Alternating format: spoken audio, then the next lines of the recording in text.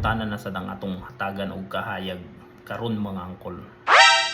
Dunay pangutana diri gikan sa akong amigo nga si Atan Sarte, taga Davao ni, palahubog.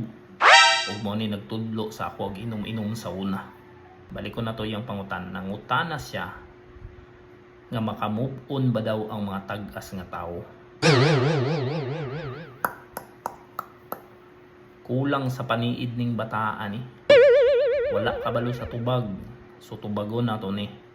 Ikaw diha dong Atan Sarte, paminaw, buhiin ang baso diha ug isok-sok ni si imong alimpatakan. Kanang move on dili na pwede sa mga tag-as nga tao. Didto ra na sa mga putot kadtong mga 411 and below. Mga mubuon nga tao ba. Ang mga tag-as gani pag makalampas sa problema, nakaget over ang tawag ana. Tag-as man na sila og kasway, so pwede ra na sila manglayat, mangambak ra na sila sa problema. Pero kung ang putot gani muagi sa problema, unya nakalampas, move on ang tawag ana.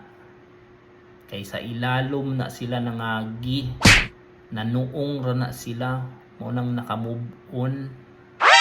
Mga move on mo diha. Katong mga tag-asa na, get over mo diha. Now you know.